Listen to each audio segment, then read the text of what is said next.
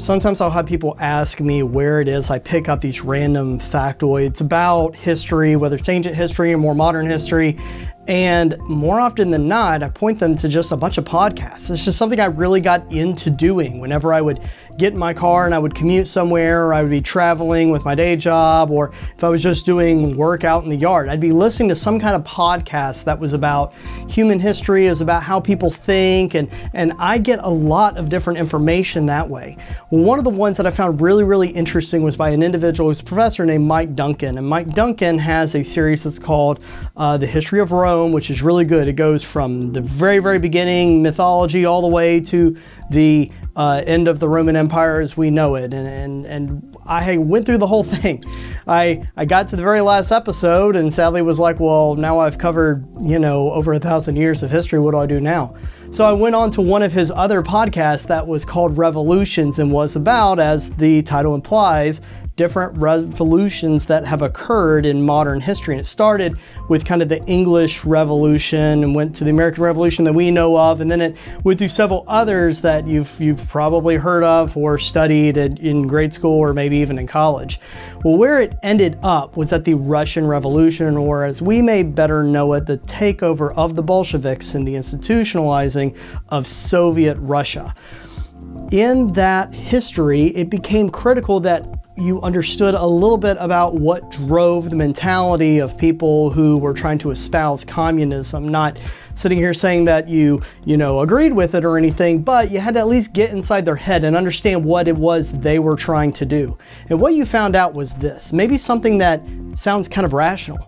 They were trying to look at the different traditions and the different structures that mankind over thousands of years had put in place and said, which one of these things do we actually have to have, and which one of these things maybe aren't really all that necessary? What human traditions can we throw to the wayside and then recreate something from the ground up with what we know today and with where we are today? As a result, you ended up seeing this formation of a mentality that said we don't have to do things just because we've always done it in the past. We don't have to have these formal structures in place to tell us what to do. We can come up with our own reason, we can come up with our own traditions, and in doing that we can build a better society. To an extent, that kind of makes sense. But in practice, when you looked at what was taking place, you found that a lot of those institutions were things that maybe in and of themselves were not based on something bad, but maybe had become bad and started doing bad things. And as a result, the communists want to throw everything out. This is something you ended up seeing with the church. Something that Karl Marx was very passionate about was that religion could not persist. Religion had to be abolished entirely. And he even has a quote where he says something to the effect of, with my active and forceful words, I will take the place of the Creator. He thought it was very important that we get rid of religion because religion was something that oppressed people. It was something that kept people down, and it was something that, told people that life had to be a certain way and it couldn't be any different, so why question it? Now, when you hear that and knowing what we know about what communism has done, we know it's done some horrendous things and led to the deaths of literally millions and millions and millions of individuals across the world. But you have to look at that basic principle and say, Karl Marx kind of had a point to an extent, right? Now, I'm not trying to say I'm turning into a communist or anything, but you have to look at his skepticism of some of these institutions like the church and say, yeah, some of them haven't really done fantastic things in the past. I think if we look at our own lives, maybe to a lesser extent, we can see examples of where the institutionalized church has been held up on a pedestal, including some of those human traditions and human structures, and as a result of people trying to enforce not what Christ said, but what the church said, or what human tradition in the church said, it ended up hurting people. It ended up driving people away. And so in our own lives, it's useful to stop for just a second and to at least acknowledge and come face to face with the fact that things that have been set up in the name of Christ have not always been the most Christ-like.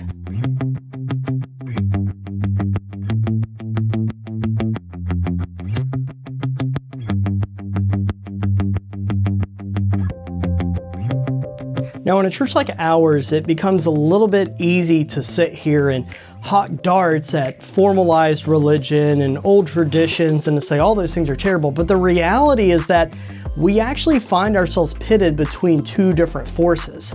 Because we all know, and as we just discussed, it's not right to sit here and create a bunch of human tradition on top of the teachings of Christ and the apostles, and then to start holding up those human traditions higher than the things that Christ himself actually said.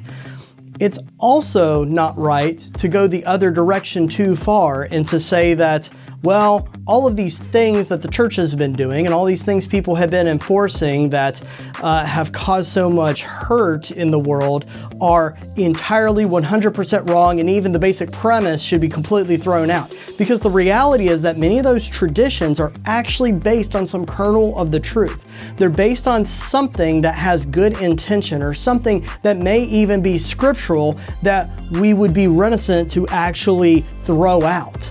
It's important to understand that we find ourselves, to an extent, trapped in between, on the one hand, Stoic human tradition that has caused hurt in its rigid enforcement of human tradition, but then on the other hand, a world that wants to do things completely on their own, that wants to get rid of everything, even getting rid of the basis of truth itself, so that it can recreate everything in what it thinks is a better way.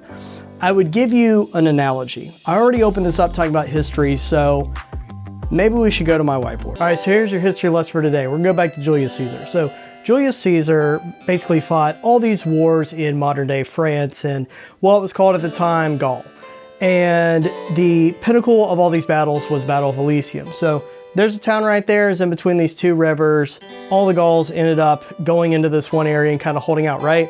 So what Caesar did is he's like, okay, well, we're gonna take this town. So he turned around and he said, okay, I'm gonna build certain fortifications that are around this area, kind of outside of the defenses, okay?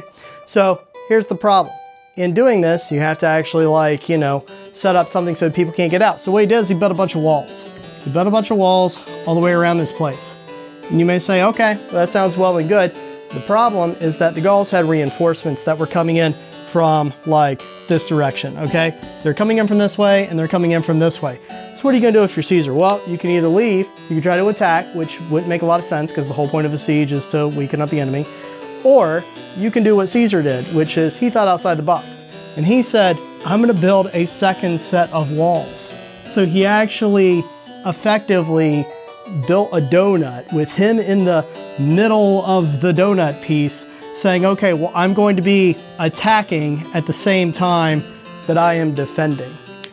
The reason why I bring this up is because this right here is my historical analogy for where a lot of Christians find ourselves today, in a situation where we find ourselves, maybe trying to deal with some of these problems within the church, trying to be on the offensive and attacking some of these people that want to use human tradition like a battering ram against other people, driving people away. But then at the same time, we find ourselves being a part of this Christian family, constantly being attacked, so to speak, by a world that wants to create their own way of doing things. So in doing that, it puts us in a very tight spot right in the middle. Just like Caesar, we kind of find ourselves in a position where we are trying to attack something, but then also we're trying to defend against something. You see, as Christians and people who are kind of inside the family, so to speak, we want to be people who are proactively pushing back against other Christians who maybe are becoming a stumbling block to others, who maybe are pushing people away. But at the same time, we need to defend against those temptations of the world that want to seep in to tell us what it means to be a modern Christian, to be a more accepting Christian. Sometimes these things are thrown at us by the world using leverage of the fact of the church has done many bad things, and it tries to say that you can compromise on your beliefs, you can compromise on your principles. The reality is that we have what may seem like an impossible tasking, and that is to be individuals who are stalwart in our defense of the truth, and are people who stand up for a divine truth, a sense of truth that we know God has built into the fabric of creation, while at the same time being individuals that just emanate love and grace and compassion at every single turn. And so in a world that is as polarized as ours today, how can we actually do that?